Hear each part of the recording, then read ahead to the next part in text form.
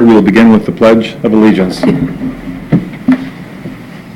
pledge allegiance to the flag of the United States of America and to the republic for which it stands, one nation under God, indivisible, with liberty and justice for all.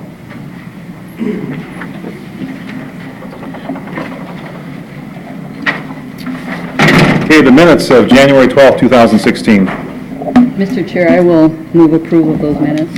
Second. Motion by Commissioner Houston, second by Commissioner Potter. Any further discussion? Not all in favor, say aye. Aye. Opposed, same sign. Carries unanimous. The agenda. Does anybody have anything they wish to add to the agenda or amend the agenda? Mr. Chair, hearing nothing, I'll move to approve the agenda as presented. I'll second it. Motion by Commissioner Potter, second by Commissioner Delyden. Any further discussion? Not all in favor, say aye. Aye. Opposed, same sign. Motion carries unanimous. The consent agenda. Mr. Chair, I'll move the consent agenda, unless there's something to pull. Motion by Commissioner Burrell, second by Commissioner Delyden to approve the consent agenda. Any further discussion? All in favor, say aye. Aye. Opposed, same sign. Motion carries unanimous. 9:05 a.m. Auditor Treasurer Hevela. Good morning, Bob. Hey, good morning, Board. The item I have on the agenda is to adopt a resolution establishing the absentee ballot board. Board, this is an annual Aye. Aye. Aye. Resolution carries unanimous. And then I believe because of the holiday, I'm now presenting the claims as my regular agenda for this meeting. Okay. Any questions on the claims? Mr. Chair, I move to pay the claims in the amount of $359,199.92, 188 vendors, 295 transactions subject to audit. I'll second it. Motion by Commissioner Potter, second by Commissioner Delyden. Any further discussion? All in favor, say aye. Aye. Opposed, same sign. Motion carries unanimous. Thanks, Bob. Okay, we're a little ahead of schedule. Committee minutes. Building Committee, Commissioner Potter, please. Yes, thank you, Mr. Chair. The Building Committee met January 13th. Members present were Potter, Delyden, and Sue Virgin. Others present were Brad Hatfield. We discussed 3 items here. And the first item was the nursing mother's room. We have the nursing mother's room over by the Wright choice area in this building. And one of the issues was it has to be a card key to get into it. And we got to make it so when they had a juror that needed to use the station, we had to scramble with administration to get access to it. And Mr. Hatfield went down there, identified that there's a door coming out that's in the unsecured area. So all it is changing the strike plate and the lock to go to the part that doesn't require you to have a card key to access it. It's fairly inexpensive, simple fix to that. And so potential, it's a large enough room so you could split it in 2 sections so you could have 2 nursing mothers at the same time if that would ever happen. And the recommendation was to direct staff to set the lock door into the unlock is underneath. The pipes are accessible, so that would make it less expensive than normal around here. But the recommendation coming down was to direct staff to gather information. So Brad's going to get some information on options and costs and bring it back to the committee for us to discuss, and that should be coming up here 60, 90 days more than likely. The third item on there was the Lakeview apartment parking. As you know, we've had the issue the last time we had the snow, was it 9 vehicles got towed, something like that. And Mr. Belsass, a tenant, who Commissioner Swatsky knows somebody that knows him or whatever, contact administration and concerns about the parking in Lakeview apartment. We went through the records and everything else. We can find no agreement between us and Lakeview apartment, and we invited the owners of Lakeview, invited the city of Buffalo to come. Neither were present. They really didn't show. Buffalo said it's not their issue. So with the looking at different options going around, I know for administration it's kind of a pain when you get the calls all the time on this.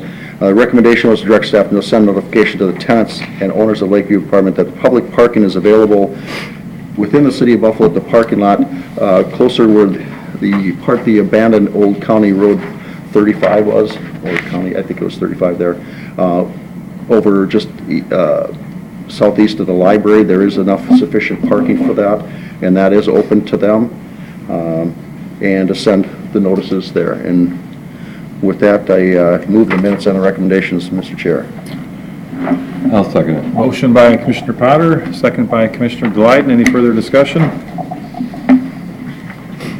Not, all in favor say aye. Aye. Opposed, same sign. Motion carries unanimous. 910 item, Brian Osselson. Good morning, Brian. Morning, Mr. Chair, members of the board. The agenda item today is to approve of retaining Paul Bakken and Dwight Dolan to perform appraisals for tax court. And just a couple of comments. One is that we've used both of these individuals previously, a few years ago. And so Tony's, confident of their abilities. And kind of in anticipation of questions you might have, the reason we're just flooding you with these requests is the tax court has kind of changed their process on how they schedule cases and some of the requirements they place on the parties. Tony always tries to settle the case without, expending a lot of dollars. And what we've run up against is that there's an earlier deadline for us to notify the other party of any expert witnesses we may use in the case. And so we're finding it necessary to retain these people, but again, Tony works with them, and if we can just have them do some preliminary work without doing the full appraisal, the appraisers have been real good to work with, and just shoot us an hourly bill for the time that they've put in so far. And so the other comment I was going to make is that these are different properties than we're using Mr. Casserly for. The Bakken proposal is for a bank property, and Mr. Dolan's proposals are both for restaurant properties, and they both have good experience in those areas. So again, we would request that these be approved and paid out of professional services line item. Any questions on the request? Yes, Mr. Chair. Brian, is this the uptick in all these contested cases? Is this part of a statute change or something that's coming down? Mr. Chair, Commissioner Potter, not really. It's more the tax court changing the way they've done things. Our number of appeals is actually down. I think the high point was probably 2 or 3 years ago. We had 70-some tax court petitions in a calendar year. This year, I think, or 2015, I should say, I think we had 40-some. So the numbers are down. These proposals that are coming to you for hiring appraisers, however, are 2013 appeals that have taken this long to get to trial stage. And most of that is not as a result of anything we've done, but the tax court has been kind of perpetually behind with their caseload. And they are doing a good job of catching up. I'm not going to say bad things about the tax court, but that's kind of why we're hitting the wall here with some of these cases that have been out there for a couple of years. Okay, so that's what it is. It's not any uptick. It's just the cases are kind of coming to fruition. So I'd say that, and I don't anticipate an uptick in petitions this year. April 30th, I think, is the deadline for filing, and so we'll see. But I don't think Tony's anticipating an uptick either. So, thank you. Okay, any further questions? I'll make a motion to approve. Motion by Commissioner Delight, is there a second? Second. Second by Commissioner Potter. Any further discussion? If not, all in favor say aye. Aye. Opposed, same sign. Motion carries unanimous. Thanks, Brian. A little bit ahead of schedule again, and since there's some interest in the next item, why don't we go down to the Personnel Committee minutes, please? Chris? All right. The Personnel Committee met on January 13th, 2016. Members present, Houston, Sawatsky, Virgin was in for Coordinator Kelly. Others present was Hess and Partlow. And the first item was the Personnel Policy 506, Business-Related Expense Reimbursement. And it was the proposed revisions to Policy 506 to provide clarification regarding calculating eligible mileage for reimbursement, including deducting normal commute miles. What was going, just to clarify that if someone had a 20-mile commute to and from work, but they stopped along the way to visit a client or whatever, that would not be included in the reimbursed commute. It would just be anything outside of their normal commute, and it would need to be pre-approved. So that was a clarification, and the recommendation was to recommend proposed revisions to policy 506, business-related expense reimbursement, to the county board for approval at this meeting. The second one was the motor pool vehicle usage procedures, and this was to propose consolidating the health and human service policies, procedures with the government center policies and operating procedures. So it's just proposed revisions to provide clarification regarding the motor pool vehicle usage and combine the language of both procedures to create one procedure for all county employees. And the revised procedures will be effective upon board approval today. And that is what our recommendation was, to accept these revisions to the motor pool. And with that, Mr. Chair, I will move the minutes and the recommendations. Motion by Commissioner Houston, Second. second by Commissioner Glyden. Any discussion? If not, all in favor say aye. Aye. Opposed, same sign.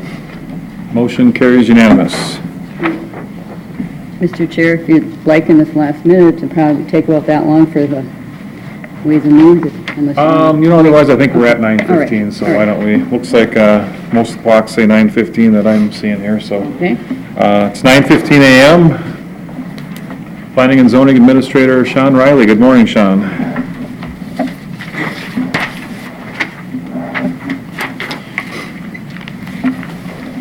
Good morning, Mr. Chair, County Board. The first item I have on the agenda today is addressing the letter you received from FEMA regarding the floodplain.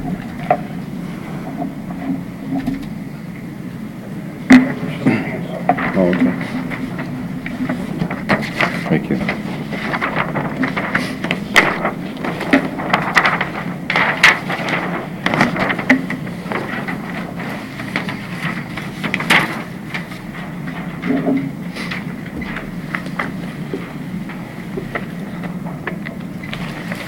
If you recall, we had a committee of the whole meeting in June on our updated floodplain management program. I'm sure you have the letter in front of you that we recently received. So we have a set of preliminary FEMA maps that have been produced. Then we have a list of revised preliminary lakes that we've been spending some amount of time on, trying to get figured out if we want those added to the preliminary lake maps. FEMA is telling us that we have run out of time. The appeal is part of the process. The appeal is given to this FEMA project. We need to do the appeal. That's part of it, and it's the last part of it.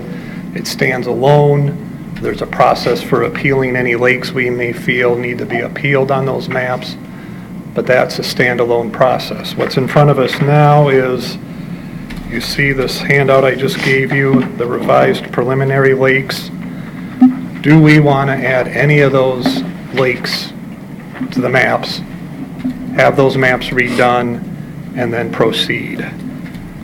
We've also given you a handout on the claims data.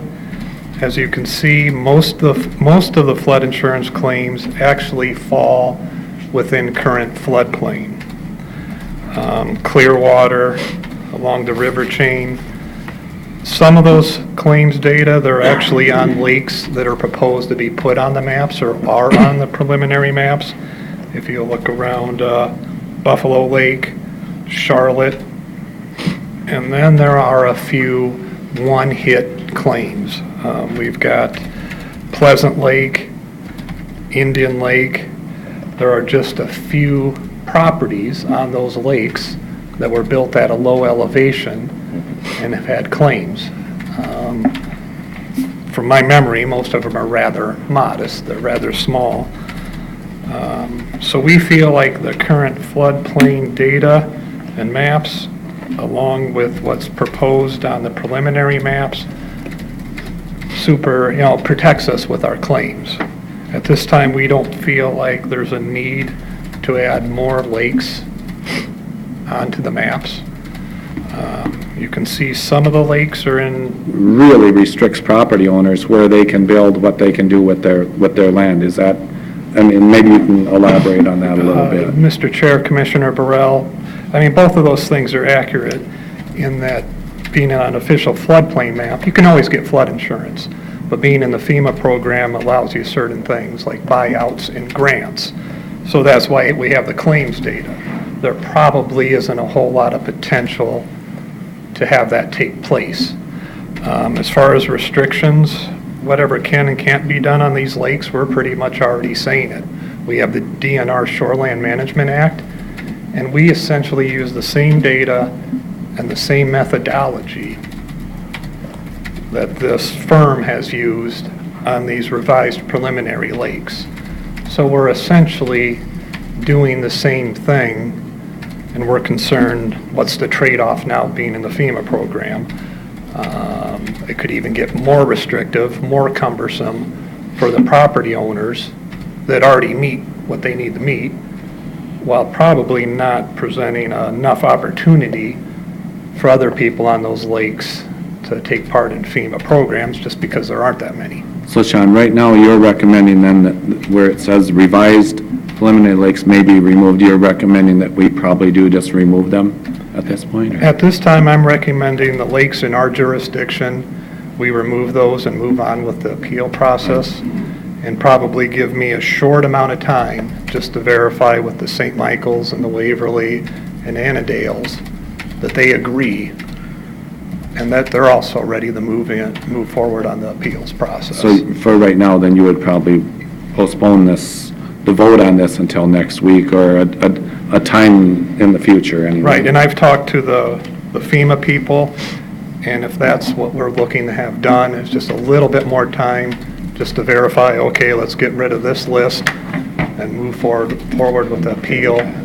They were willing to have that take place. And if for some reason a St. Michael feels there's value to a Foster being added, they'll need to make that request. That map will be updated, some time will be spent, and then we'll move forward with the appeal process. Mr. Chair? Mr. Delyden. Up here, I'm assuming that's up by the Clearwater chain, there's a bunch of blue dots, which my understanding is there were flood insurance claims up in this area, Correct. but I don't see this as in the floodplain. I don't see the hash marks on there. It is in the floodplain. It is? Yeah, I don't think we have a complete map showing every, or at least not one in front of you, showing all the existing floodplain. Okay, that would kind of help to figure out exactly. Great. Right, the majority of the claims are in existing established floodplain. Okay. And there's a few that would be picked up by the lakes that have been added to the maps that we need to deal with on the appeal process, and really not that many on this revised preliminary. Mr. Chair, Sean, are there any of claims on lakes that are not currently in the floodplain? Or what lakes have insurance claims that are not in the floodplain? Indian by the looks of it. Yeah, How can they have I'm seeing Pleasant, but again, it's one property Oh, okay, with one claim. You know, we didn't get into the detail, is it for $800 for a, attached porch, or a more substantial claim? But don't you need to have the lake in the program to be able to make a claim? You need to have flood insurance to Okay. file the claim. You can get flood insurance whether you're on a FEMA map or Okay. not. Okay. Is that likely? Because, if you're not on a FEMA map, the mortgage company Won't require it. Yeah, it won't require it. A homeowner would have to just have experience and do it voluntarily. But in that particular case, and on that one lake, somebody must have had it, even though they weren't in the program. Correct. Well, they weren't on a floodplain map, right, but there was a claim. Does it make sense, is there any rationale to how many of these lakes have established associations? Most of them, or does it make sense to ask the lake associations if they prefer to be in or out, or does that? I think, Are you talking about the preliminary lake list? Yeah, the preliminary lake list, the ones that are in purple here, those are the ones that we're discussing, right? The purple ones? Correct.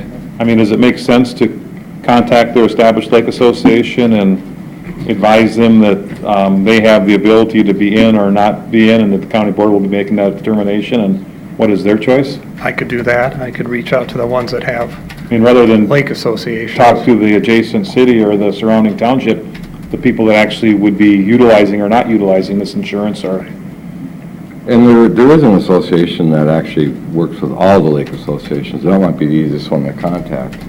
Maybe through soil and water. Yeah, Soil and Water is aware of who they are. I Right, can't right. remember, I know, I've met them. And again, we've had many public hearings on this, so we've had a lot of chance for input on it. But when we have the public hearings, there wasn't you didn't mail out a notification. They would have to pick it up from the paper or be watching a meeting. I bet there's still a lot of landowners around there on the lakes that have no clue that what we're proposing or what we're even looking at. Well, I could speak for the, one lake where my folks live on, Indian. There are a couple of places on that lake that really should be purchased by FEMA and taken out, just because they don't belong where they're at. Right. I mean, when you can drive your boat into the garage, that's just not a good thing. Right. is it a garage is attached to the house? Yeah. Well, that's not a good thing. And then I know another one over, just right across the lake from my folks where, they were flooding out, and I know it's becoming an issue with where their septic is. So I think the lake should be the ones that should be aware of this to make sure that they're aware of it. And Mr. Chair? Mike? Sean, what I'm hearing here is we need to have the preliminary study or move forward with a countywide appeal by the 22nd. I know. Commissioner Potter said that it was hard and fast for the 22nd, but did you say FEMA is going to give us a little more time? Well, a small amount of time. Obviously, the letter is pretty direct, it has a date on the board. Like I said, the appeal process is just part of this overall map modernization project. It's been a long time, so that needs to be done. Really, the only question is, do we want to go through the entire map updating process again for some of these preliminary lakes? We don't want to appeal something we put in off of this list. That would not make sense. So we want to make absolutely sure there's almost a complete consensus that we're adding yet another lake. Okay, so we can appeal to have it put on. Well, we're not appealing, we're just... No, but once we agree... Because it's revised preliminary. They were never formally done. They are not on the preliminary maps. Okay. Administratively, we can say yes or no. We offered up these lakes in the first place. Okay. Now that we've seen the data and understand their methodology and the trade-offs, we can say no or yes. If we say no, we don't want any of these on there, we move forward with the appeal process. That starts, and that's a standalone process we will go through. If we want one or two added, they have to update those preliminary maps, and then we go forward with the appeal process. In my district's case, it's a couple of them they'd prefer to have off this foster Right. being. I think if we're going to err, we want to take them off, because the people can still get the flood insurance. The only thing they wouldn't be able to do is the next big flood to have their house bought out. But I don't know, I mean, you guys have different constituents, but I have Lake Ann and Lake Emma I see on here, and they've been flooded, and they don't want to leave. They'll rebuild, they'll fix their house back up. There's nobody wants to vacate their property. So that's my last step, is to reach out. The local units of government will be easy. I've already talked to the city of St. Michael. I think they're inclined to just say, we're already doing what we need to do. It's not worth the trade-off. I'm not sure about some of the other ones. The lake associations could be a bit more difficult. I mean, some of these are added at the last meeting, at the end of the process. There's probably a lot of people that don't know they are on there. And if they did get put on there and all of a sudden have issues with flood insurance, they'd probably be more upset about that than Who put them on? through the public process we had, having meetings and local units of government and townships and the county planning and zoning, just everybody that was involved. We had the impression that it was more of a, let us know what type of local issues you might have, and we'll take a look at it and provide you better information. We didn't quite realize they were going to use essentially the same information and data we already have and make it such a locked-in process. Looking back on it, I don't think we would have had this list if we knew then what we know today. But each of these lakes that are on here now as preliminary have had some flooding issues. Most of them are already on, and we don't feel there's a good trade-off on what you get for it.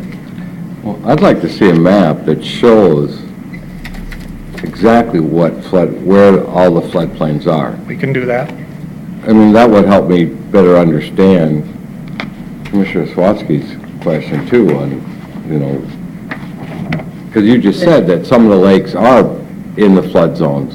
But they're not showing a slash. You're not seeing the entire, No. not at a good, I mean, it's on there, but it's not at probably a level of the detail. The most of it's Clearwater, the Crow, the Mississippi, backwaters to those rivers. So most of it's there. It's just this is the entire county.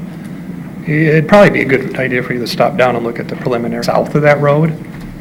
St. Michael doesn't quite understand that, so maybe that's why Foster got on there, was to look at it in more detail. How did it previously go just north of that road and not include Foster? And now it's actually gone south. So I think maybe that's why Foster got added, but now that St. Michael understands, they essentially use the same data. And they've had a development done and held it to that standard, and they're going to be rebuilding a city road in that area. Do they need that to be established as floodplain? So it's on that map, it's just that it's such a, you got the county level, and it's hard to pick everything up. Mr. Chair. Sean, when we had our hearing, I mean, I don't remember this brought up specifically at a planning and zoning meeting unless the committee of the whole, that was planning and zoning there as well. Was that what you're talking about? No, that was the commissioners, that was a committee of the whole meeting with the commissioners. Okay. This is not a planning commission. I thought you had mentioned Issue before it at went this through the time. planning commission. I just didn't remember At that. some time, we have to put this into our zoning ordinance. We have to update our Okay. floodplain standards. So it will come to us eventually, Right. but I don't think it's been there yet. No. Okay. So what do we want to do with this today here? Well, we're under a short timeline. I'll reach out to the other local units of government and make an attempt at the lake associations. But we need. Yeah, I don't know how anybody can give us a response back by next Tuesday. Well, By pulling their. That or we approve it with the revised preliminary and remove What's next? we could remove the purple ones, and I don't think we're out. Oh, wait. We're not out anything. Oh, that's right, I was thinking, yeah, what am I thinking there, yeah. Mr. Chair, I don't think we would be out anything if we followed Sean's advice and just removed the revised preliminary. Well, lakes again, right now. I probably should touch base at least with, St. Some of them. Michael, Waverly, Right. Corinna Township. Okay. I can't do that in a week, but I should be back here within a couple weeks. And we'll be able to do it, we'll be able to Well, survive a maybe- couple of weeks. Yeah, the lake associations, that could present. It seems to me think we there's perhaps if we just send FEMA a letter apologizing for our tardiness and telling them that we'll have them an answer in like 3 weeks or something like that, rather than make some big hasty decision, have to turn around and undo it. Yeah. That kind of seems senseless. That would be the two I- choices anyways. I agree, Mr. Chair, because it's a bit confusing too with some of the preliminary. Like it appears that Beebe Lake is in the floodplain, but it's listed as the revised preliminary lake. Am I reading this wrong, or? BB is on the revised preliminary, correct? It is not on the current floodplain at Correct. all. It's managed by the DNR shoreland regulations. Okay. It's not like there isn't regulations on high water levels and protecting property and access and land alterations. We have standards for that. Mr. Chair, Commissioner Potter? it's back again to the date, the 22nd, hard and fast date. You know, can we, with reasonable expectations, have FEMA grant us 3 more weeks? Or they say, this is it, one or the other? Mr. Chair, County Board, I have reached out. I think we can get a little bit more time, but I'm confident we're not going to be able to set up another public meeting and being able to have all the lake associations in and discuss it. My thing is to get public comment from them, no meetings, just comment their take on I it. mean, make they've sure they don't they've get this straight. received, you know, all the local units of government have received that letter also, and it's gone through the public hearing process, and the maps are out there. It's, do we proceed with the appeal, which has already been delayed? I'd ask them for an extension. It says here, if you don't tell them by the 22nd, they're going to initiate without the revisions. So we wouldn't be out. then, we're not changing anything. Right. Then you could appeal to change if they did do that. We don't want to do that. If they make the decision to move forward with the appeal, we're in the appeal process. This list is gone. That decision has been made for us. But can't you appeal to include something then, or not? No, Oh, you can't appeal to, you can only appeal to remove something? correct. Oh, We can well, only that's the dilemma appeal, with that. we can only appeal the maps that have been made. So then if we don't make a decision, this all goes into effect. And nobody could have the option of being in. Exactly. If Indian Lake wanted to be in, Indian Lake couldn't be in. At this Or the time. other way around. So then you almost have, I guess maybe you send them a letter saying, we asked for an extension. If you can't give us an extension, please put them all in, and then we'll appeal them out later. Right. Take them all out. Yeah. Well, You'd want to take them all out. But if you take them all out, you can't put them back in, Charlie. That's the problem, is what Right. Sean's And saying. some- But if you put them in, you can take them out. You guys got it wrong. Mr. Chair, Well, I'm just County Board, trying to read what Sean's saying. well, no, how this process is played out, we do not want to add lakes in off of this list if we're just going to turn around and appeal. There are things that we legitimately want to appeal that are on the current maps, and that is not going to help our effort. If we willy-nilly put a bunch of other If we ones delay in. it 2 or 3 months by adding some of these lakes and then say, well, guess what, we don't want those lakes. Now's our opportunity. If we feel there's value to add 1, 2, 3, whatever of these lakes, it can be done. If we don't, then we need to move forward with the appeal, and they have said, we're going to make that decision for you right now. We're going Have you forward. had any dialogue with any lake association telling, of these purplish pink ones here, that they want to be in? I have not. You have not? No. That's why I said, I don't think we would err by removing them right now. But then they're stuck, they can't ever go back on. Well, that's not true either. I mean, there's always things in the future. The floodplain people, whatever, FEMA, want more things. That would be what they're trying to do, is put more on all the time. We're saying, no, we're not ready to do that on these properties. And I think if they're trying to put them on, Charlie, they're doing it because they'd rather have somebody have flood insurance and then give them money than have them come and ask for a handout and not have paid any money into the pool of flood insurance. Yep. You know what I mean? It's, But I said it comes with limitations on property owners, what they can do in the future. If somebody had a property, that was added on, and now they want to, whatever, put a garage on. or but I whatever, think Sean they're not disagreed with that. It has to do with ordinary high water marks and all that. Yeah. I think it has, I don't think it really has to do with what you can do or can't do with your property. It has more to do with requiring flood insurance and probably getting mortgages and that sort of thing, perhaps, maybe. Right. It does both. I would agree with that. Mr. Chair, County Board, this list essentially came from us, came from the locals. To be fair to FEMA, we got what we asked for. And now looking back on it, understanding the methodology and the data and the product we're getting, it's not substantially more than what we already do. And there's some negative trade-offs to that to that program. I'm not talking about the other maps, the modernization maps, the ones that we need to appeal. I'm talking about just this preliminary lake data. Now, did some of that input come from the city of St. Michael? And I should make sure from St. Michael, check off our lakes, Corona Township, check off our lakes, City of Waverly. I think I can do that pretty quick, but I'm going to have a tough time on the lake associations. Maybe they're more tied to the townships and the cities, and then Corona Township would know. So a safer motion, though, would be, we would like an extension, but if we're not going to be granted an extension, to remove this, so. I don't know that anybody is here for this issue, but if anybody is here for this issue and would like to speak, please raise your hand, we'll give you a chance. Okay, apparently not.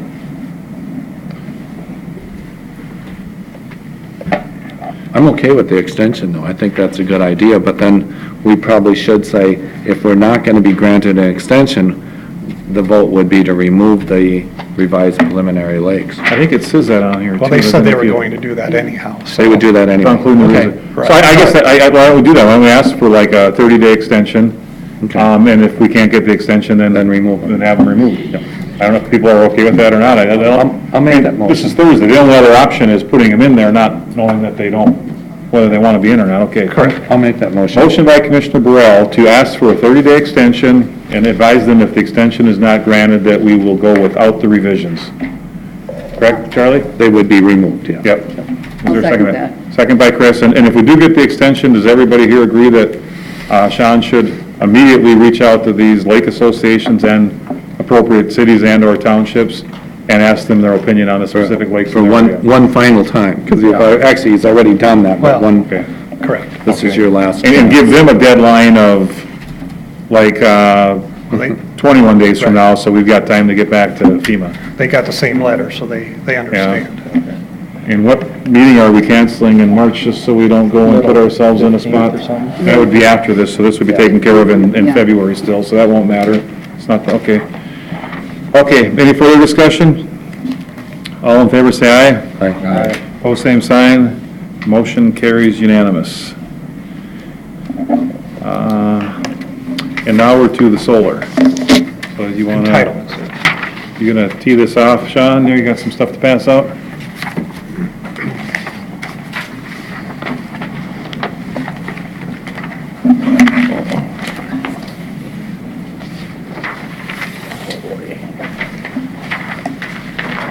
Oh, looks like maybe you did a little bit of my, request, huh? What do we got here? Oh, sure did. Some sort of... Mr. Chair, County Board, this item was continued from last week. I think for a little bit more thought by some of the commissioners. And there were some desires that somehow see some representation of issues dealing with entitlements and restricted land. Are you gonna be able to put this on the Elmo there? Is that what you got going there? And we'll maybe dim a light or two here?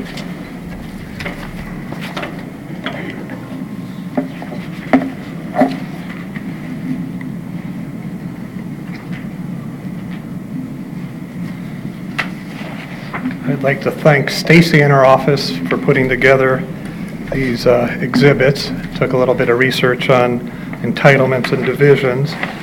So what she did is she picked these 6 sections from Buffalo and Rockford Township. So if you look after the cover map, you'll see them sequential as the sections go from top, 27, 26, 34, 35, 36, 3, 2, 1. Why do you say 6 sections when there's 8? I'm sorry, 8 sections. Okay.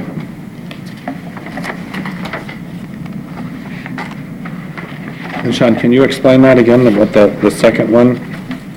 Each Okay. one of each page is a different section? Right, so the first page after the cover map Oh, it's 27, got is it. section 27. So 1, 2, 3 would be in Rockford Township, and the top 5 are in Buffalo Township? Correct, but it starts with 27 going west to east or left to right. Okay. So you've got section 27, 26, 34, And this is just a sample of the county where you're looking at. Yes, and I drew those boundaries. I tried to get an area that wasn't too far from a city, had some agriculture still left, had some housing done, divisions, felt it was somewhat representative of the county overall. So if you look through the section maps, you'll see a bunch of property lines in the air photos.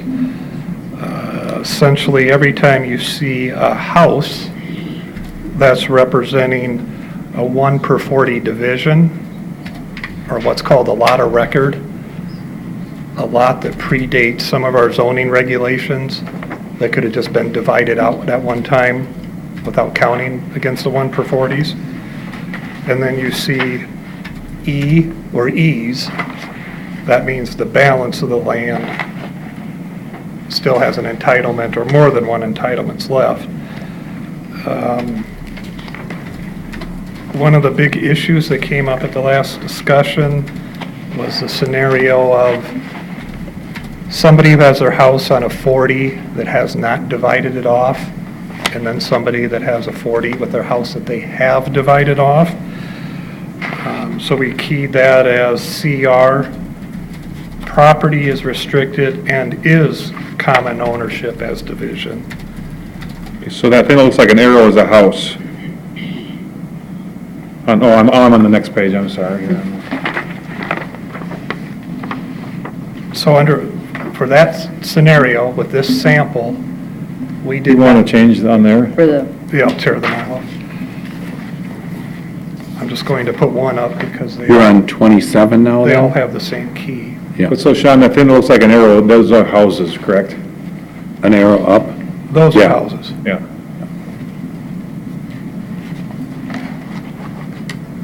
So the key is the same on all the sections. So is there a CR on this map, Sean? There is not a CR in this sample in these 8 sections. Okay, and You'll is see, there, you'll see a lot of RRs where the parcel has been divided off and the remainder is restricted, or the remainder actually has entitlements and that left. means it's a different owner than the original, than one of the other parcels that are bordering it. Charlie, I don't see anybody that For example, did this one only for financing on So- But we don't know that, I mean, they could have sold off. section, at a later date potentially, but yeah. section 34, so here's the division with the house. and the This is rema- 34 now? Section 34, Okay, okay. and that piece is restricted. Which, I'm trying to, that's the third map in there. Yeah, Okay. Correct, section 34. And say that again, Sean, what, yeah, I The missed. house has been divided off, the house sits on the parcel, Yeah, and the remainder is restricted. On the northwest part of the map, there's a house on the property, has been divided off, and there's an entitlement on the remainder. The first one you pointed out there, yes, how many acres is that approximately? Is that 40, 80, 100? 40, That's 40? Was that the one upper right? correct, 40 minus the house property.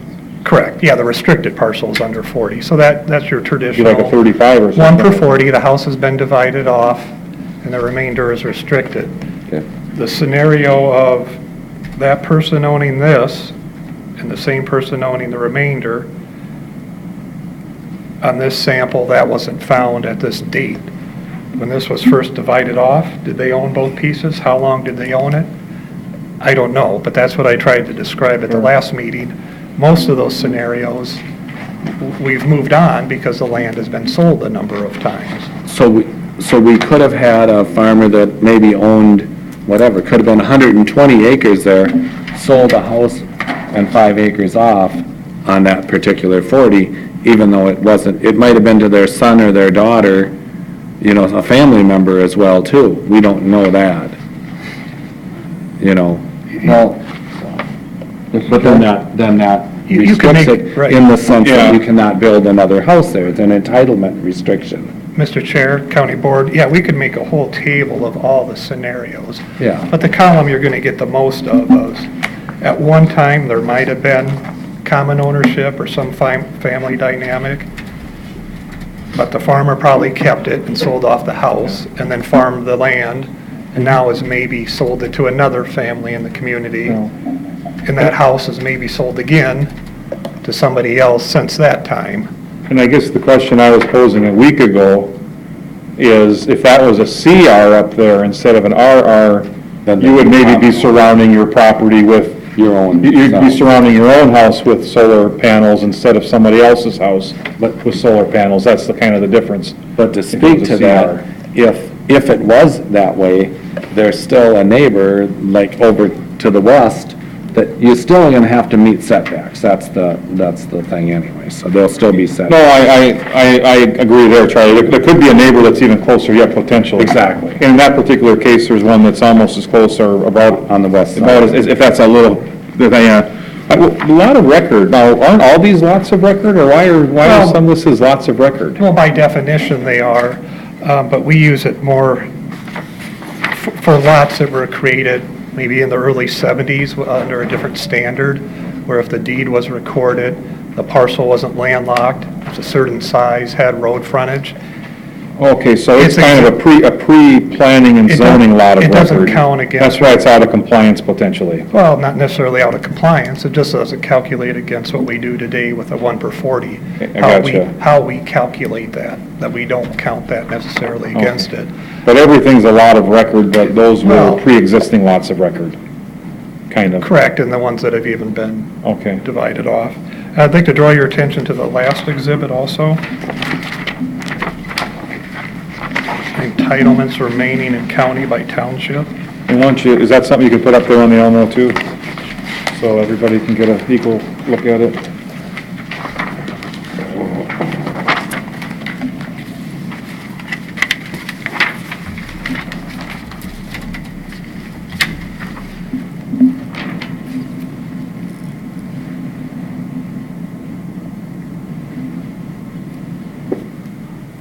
There's the total. The table. So again, I'd like to thank the planners in the office. This was actually done when we went through all our land use plan updates. The debate then was, okay, what do we need to add in the land use plan or not? Let's get a baseline for the amount of entitlements or potential homes that could be done in the townships. So this is what came up for those townships. So a little bit dated. So some of those numbers are going to be lower, but not substantial. It wasn't that long ago. So the debate then was, do we feel there's still enough building sites left in a Woodland, a Stockholm, or a Victor, that the land use plan is good?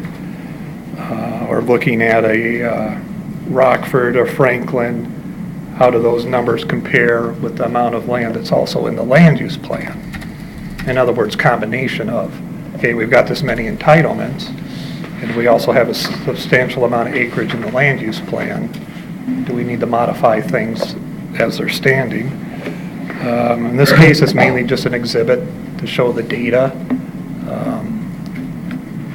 I guess you could argue in theory, most of the townships have quite a bit of entitlements or unrestricted land. If you're a person looking to do a golf course or a church, you got quite a few possibilities.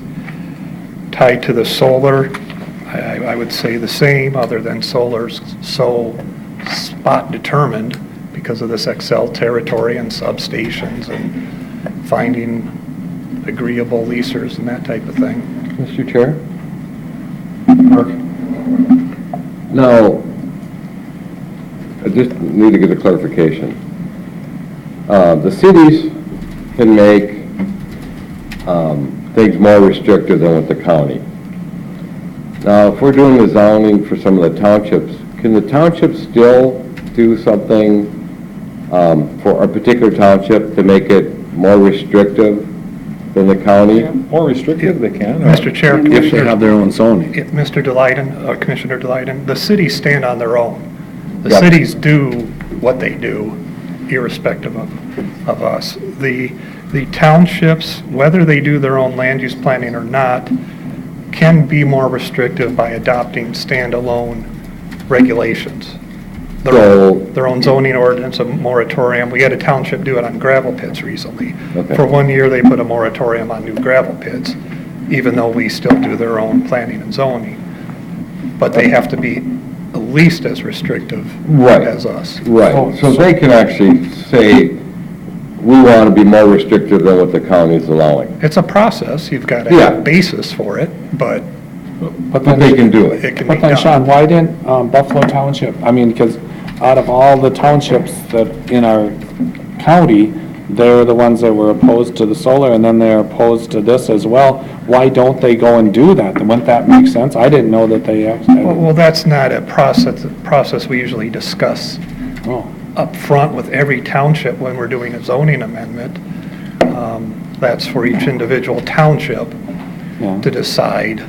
Because like I said, I would support every township having their own planning and zoning, and I know it doesn't work with everybody, but if they can do this, I would be supportive of that as Well, well. it is unique, and, it's just usually addressing one. Is that something that would One come item. back for the county board's final stamp then, to, It's- if they were to do something that was more restrictive, or That's a- put a moratorium, or? That's a township issue. That's under township, It wouldn't even, we wouldn't even have to approve it, they could do it on their not own. that I'm aware of.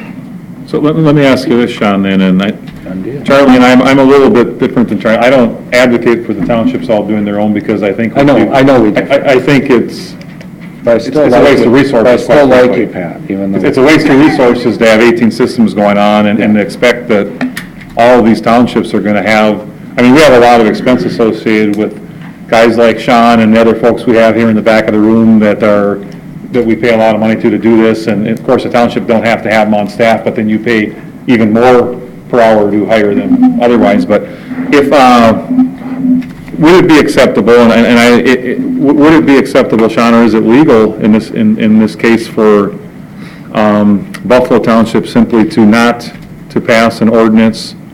They'd have to have a public hearing and all that, I don't doubt, but perhaps you could help them with that, or I suspect, but where they could not allow solar panels on properties that don't have entitlements, and we could then accept that because they've done that, and it wouldn't happen.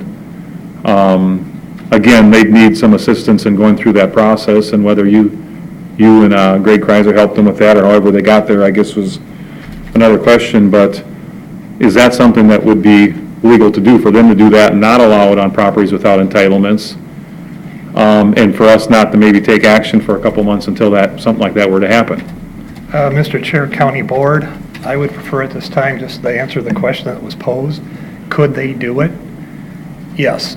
I have not been approached by any township in the county on this issue or similar about doing that. So at this time, I don't think I'd feel comfortable going down the road what our county attorney or what our staff would advise or what our input would be, just Sure. because we I have. mean, this has all happened quite quickly. I mean, in defense of anybody that, I mean, this has been happening very quickly. Well, the townships have their own Right. attorneys anyway. Right, and well, They do.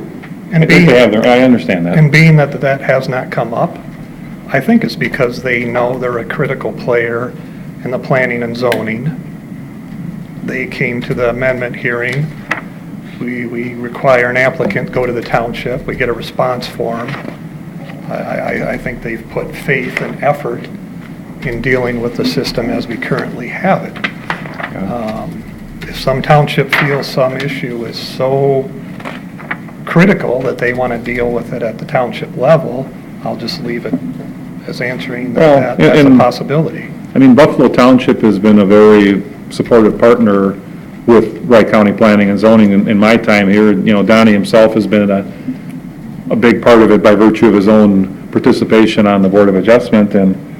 But go back to the very, if you want to, if you could go back to like the very first map, for example, Section 27? whichever the first one was there, so that's in Buffalo Township. But I mean, I think this good map shows, if you look at all the RRs on there, basically about half that area,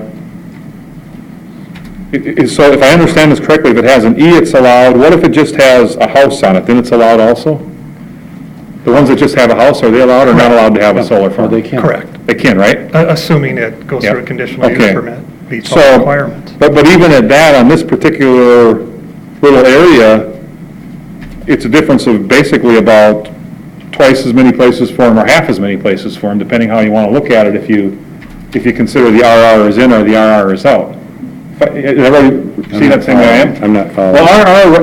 Well, our ordinance right now, in RR, you could not have a solar farm, correct, Sean? You could not have a conditional use permit, correct?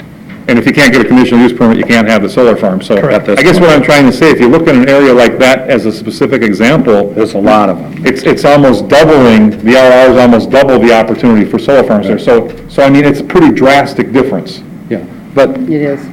And this is, in Buffalo Township. So if you look at that, There's opportunity for both. For a farmer to go buy a restricted piece of land and keep farming it, or for a golf course, a church, a person that wants to build a house, to go out and find land that has entitlements left. And, Mr. Chair, I am not aware of any property in Buffalo Township right now that has a solar proposed that does not have a building entitlement. I've been contacted by both.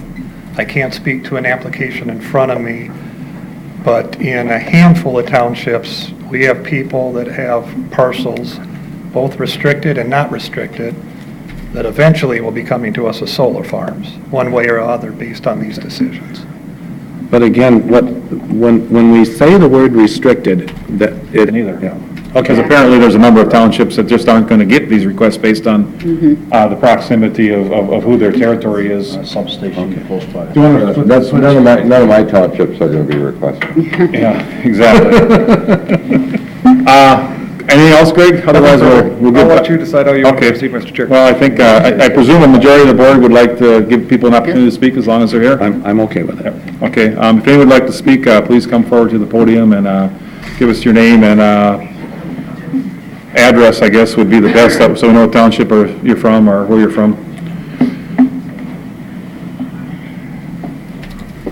Don Schmidt, Buffalo Township Supervisor, 1178 Buffalo, Minnesota. I'd like to thank Commissioner Sawatsky for bringing up. The city you can. That's right, I'm talking about when it goes to a housing Yeah, development. but as it is in the township under this governance with the RR, it can't have a house. No, I'm talking about as it's annexed to the city. These solar panels, Board, are almost all near a city. There's very few transformers out in the townships away from the city. And I'm not saying there isn't any, but it's, what's that? That's not true. Most of them, there is one. Okay, then that would be a good area for a solar according to them, but we don't have any in Woodland. We have a Wright Hennepin transformer out in Woodland, but that's it. I know there's one out in the middle of, My point is, though, as this land comes into the city, Creek or Maple it's Lake. developed, it's not coming back to ag. And I farmed, I'm not as long as Donnie, I've been farming since I got out of the much Navy. as residential, but because it uses way less services, I think it's proven that it's a far better tax base than residential property is, for example. So to compare it to that, how it would compare to the service usage, the solar, I don't know. I don't think solar would use a lot unless there's some vandalism or something that I can't think of that would go on there. How much are we prepared to take out of egg production in the county? I don't think the board's had that discussion, and I think this has all come upon us quite quickly. I think the good thing is, that Charlie mentioned it, I mean, it can be, you're not eliminating from agricultural property forever, potentially. Now, we don't know if there'll be solar fields there forever if they go in, I don't know, but theoretically, you could, in reason, bring that back. So I think that's one nice side effect of this compared to some other uses, for example, maybe like a gravel pit where the terrain and whatnot, and once you've changed things that you... Commission, Which city? excuse me, Scandia. Did I say Sartell again? Yeah. Sorry, good catch. The city of Scandia, we are putting a 5-megawatt site on that. We had CUP approval in October for that. That is a decommissioned gravel pit. And then uniquely enough, we're working with Chisago County, with the county, and we have a 3 megawatt location up there, and we were going through the IUP process with that currently. And that is a unique project because they are going to be building a new jail. And this new jail is also going to have a wing on it for Hazelden. And their vision is they're bringing inmates in, and Hazelton is going to be doing the behavioral services side of it. And their notion is taking somebody through and putting back out renewable humans, and from a behavioral service standpoint. So we had to go in and get those cell sites. We recognized in the early 90s that we were not going to be able to continue to go out and proliferate cell sites. So there was a digital technology developed by the industry called TDMA. That tripled the capacity that we could put digital, because we had analog radios in the systems. We swapped those out for digital. We went from, we didn't have to do it, but we tripled the capacity where we would have had to have probably close to 400 cell sites in the 7-county metro area to do that. So I do think technology does start to seek a level at some point where it's not going to get away, but I would also add that there's a lot of similarities in the solar industry to the wireless. Those solar panels today only are 20% efficient. There is a lot of activity going on from a technology and innovation standpoint to get that efficiency up. If you take the premise that that's going to be at 100% someday, that 5 megawatt site on 25 to 30 acres would be able to produce 25 megawatts on that same pad. So it's the same thing we saw on the wireless side too, where the efficiencies there, I think, have to catch up with that, and I think you'll see that as well. Last thing I was going to say was, I think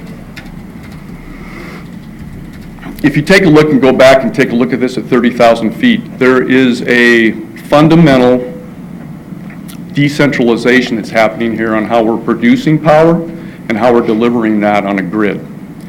And there are tectonic plates that are shifting out there with the economy and us moving from an oil-based economy to a renewable energy economy.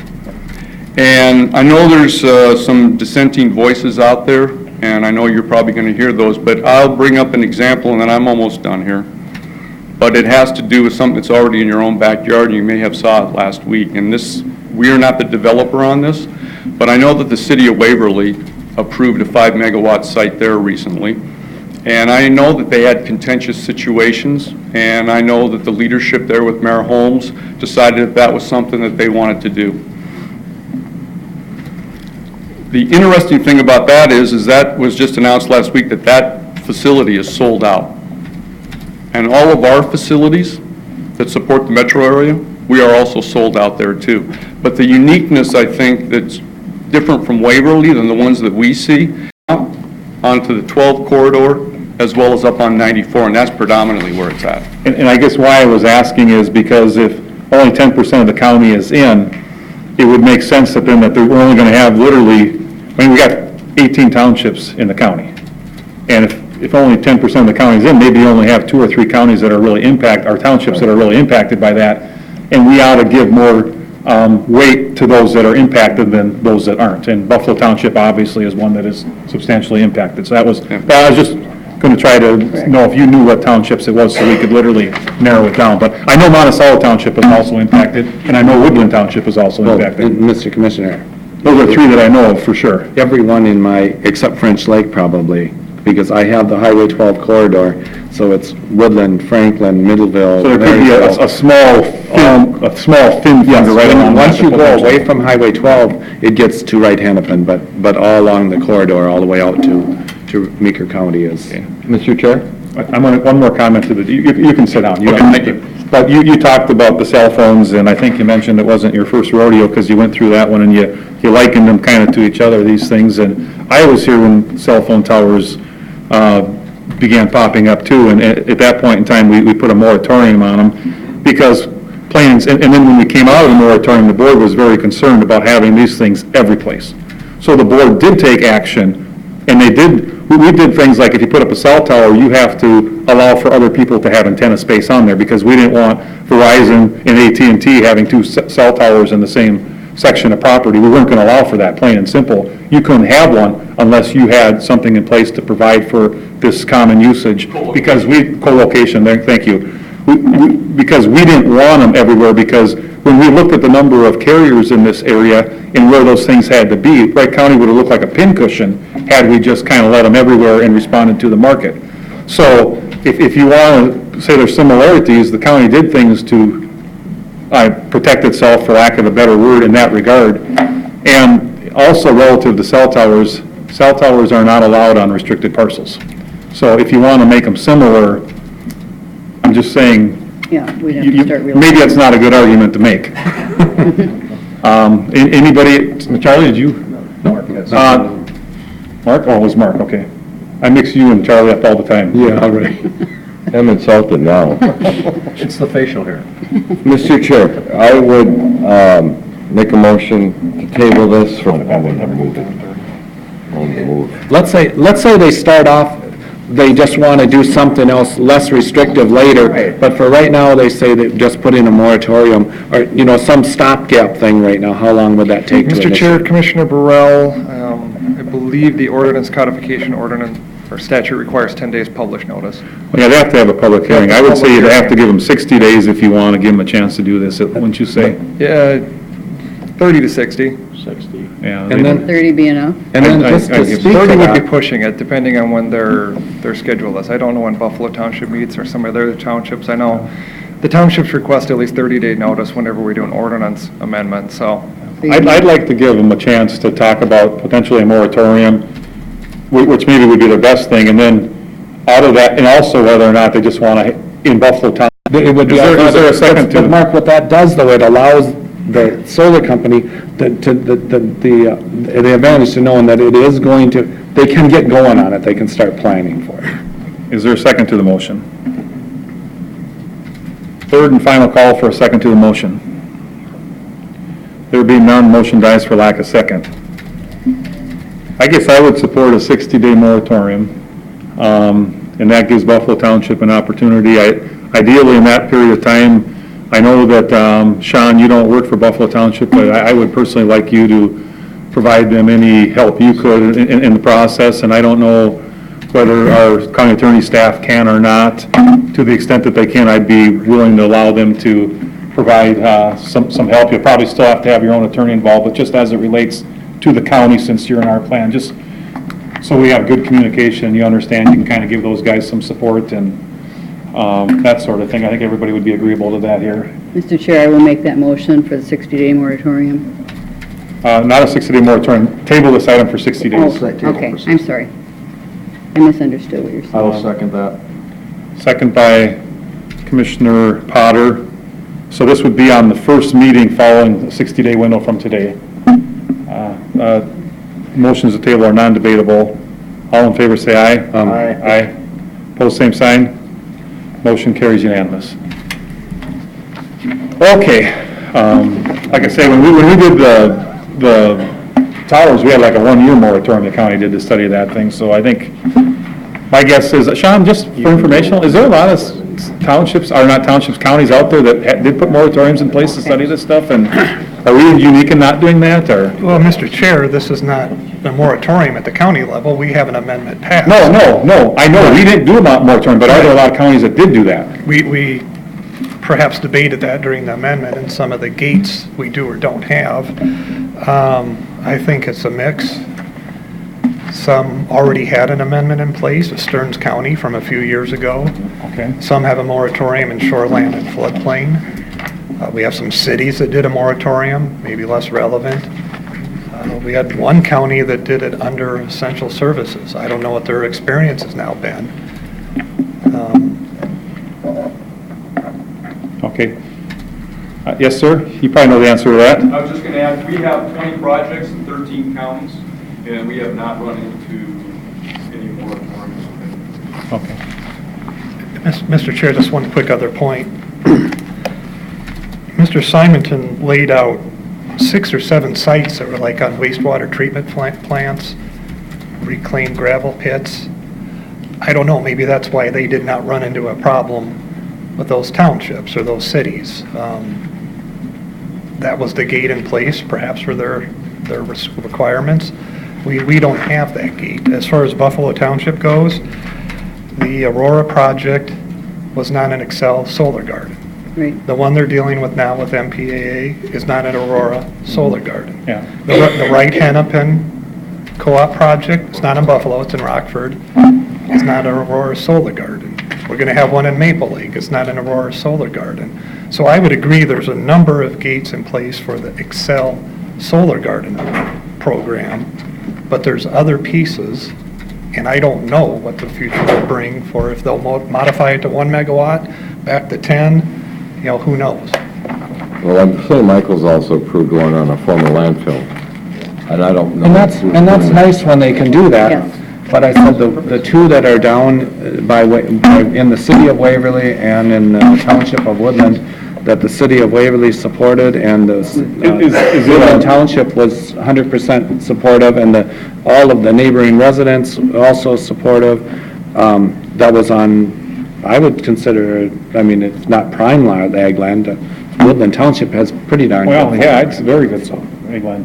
Is this landfill in St. Michael's, is this got a big hump on it, or is this relative to flat landfill? It's fairly flat, but Because if you put one out on the one on 37,